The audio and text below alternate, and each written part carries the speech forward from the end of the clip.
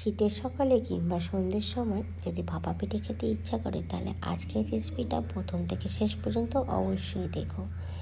সুজি দিয়ে, চালের গুঁড়ো বাদ দিয়ে শুধুমাত্র সুজি দিয়ে খুবই কম সময়ে এবং কয়েকটা মাত্র উপকরণ দিয়ে তৈরি করব ভাপা পিঠে।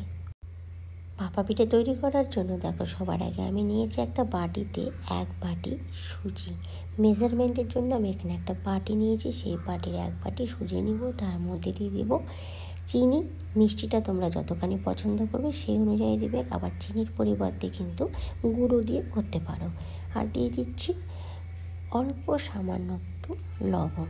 খুব ভালো করে মিশিয়ে নেব।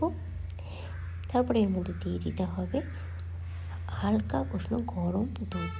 এখানে কিন্তু দুধটাকে আমি একদম নর্মাল টেম্পারেচারে থাকা সেটা নিয়ে একটু গরম করে নিয়েছি, আর সেই গরম উষ্ণ দুধটাই কিন্তু ব্যাটারে মাখার জন্য আমি ইউজ করব।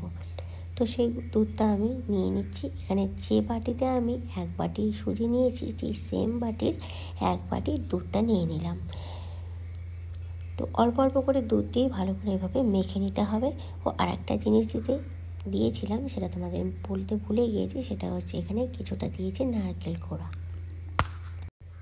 এভাবে অল্প অল্প দুধ দিয়ে ভালো করে মিশিয়ে নিতে হবে। ব্যাটারের ঘনত্বটা তোমাদের পরে দেখিয়ে দেবো, কারণ এখন যেটুকু দুধ দিচ্ছি সেটা দুধটা দিয়ে মেখে রেখে দেবো। যেহেতু সুজি দিয়ে করছি, সেই জন্য সুজিটা তো অবশ্যই ফুলে উঠবে। সেই জন্য পরে আবারও কিছুটা হয়তো দুধ লাগতে পারে, তো সেই জন্য ব্যাটারের ঘনত্বটা তোমাদেরকে পরে দেখিয়ে দেবো। খুব ভালোভাবে মাখা হয়ে গেলে কিছুক্ষণ রেস্টে রেখে দিচ্ছি 10 মিনিটের মতো।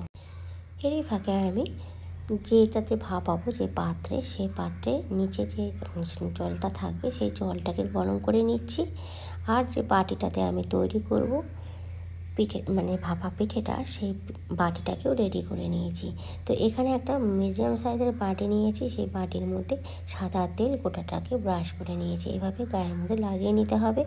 তোমরা আমি এখানে একটা বাটিতে করেছি, তোমরা 2-3টা যে কোনো ছোটো বাটি বা বড় বাটিতেও করতে পারো, ঠিক আছে।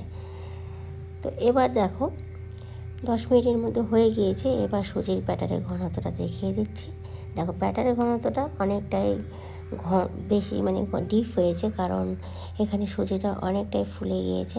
তো এবার আমার মনে হচ্ছে যে এখানে আরও কিছুটা দুধ অ্যাড করতে হবে। তো আমি আরও কিছুটা এর মধ্যে দুধ দিয়ে দিচ্ছি। তো কিছুটা দুধ আবার দিয়ে ভালো করে মিশিয়ে নেব। আর তোমাদের ব্যাটারের ঘনত্বটা দেখিয়ে দিচ্ছি। ব্যাটারের ঘনত্বটা এইভাবেই কিন্তু রাখতে হবে, তাহলে পারফেক্টভাবে ভাপা পিঠেটা তৈরি হয়ে যাবে।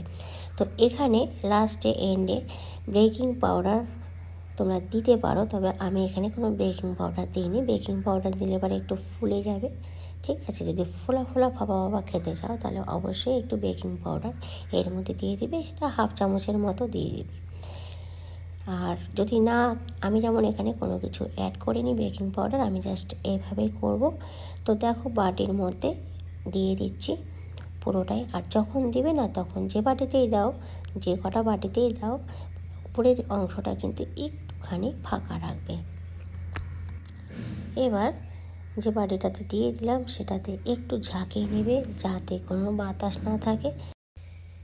তো ভাপানোর জন্য বাটিটা একদম রেডি হয়ে গিয়েছে। এবার এই বাটিটাকে সেট করতে হবে। তার জন্য যে পাত্রটা দেখো আমরা নিয়েছি, আমি যে বাটিটা নিয়েছিলাম জল গরমের জন্য, জলটা কিন্তু অনেকটাই বেশ গরম হয়ে গিয়েছে। এবার তার উপরে একটা ছিদ্রযুক্ত পাত্র বসিয়ে দেব, আর তার মধ্যে দিয়ে দিচ্ছি এই বাটিটা, যেটার মধ্যে ব্যাটারটাকে আমি দিয়েছিলাম সুজি দিয়ে 10 মিনিট ঢেকে কুক করে নিতে হবে। জাস্ট 10 মিনিট কুক করলেই যথেষ্ট, তাহলে কিন্তু ভাপা পিঠে একদম রেডি হয়ে যাবে।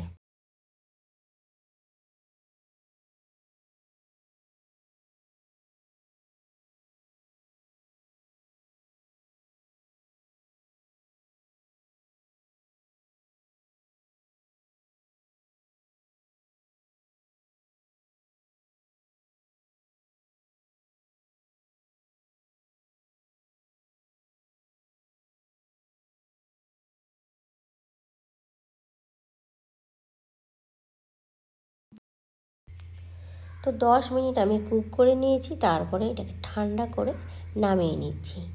তো যেহেতু তেল দেওয়া ছিল সে খুব সহজেই উঠে যাবে, বা ছুরির সামনের অংশটা বা চামচের পেছনের অংশটাতে একটু লাগিয়ে দিয়ে ঘুরিয়ে নেবে, তাহলে খুব সহজেই বাটি থেকে আলাদা হয়ে যাবে। তো দেখো এভাবে আমি করে নিচ্ছি, আর সম্পূর্ণটা এভাবে খুব সহজে উঠে গেল। এবার একটা বাটির শেপে তৈরি হয়ে গিয়েছে। দেখো কতটা সুন্দর হয়েছে আর কত তাড়াতাড়ি তৈরি হয়ে গিয়েছে। এটাকে এবার আমি ছোট ছোট পিস করে কেটে নেব। তো বন্ধুরা দেখলে খুব সহজে কতটা কম উপকরণে এবং কত সহজে তৈরি হয়ে গিয়েছে ভাপা পিঠে।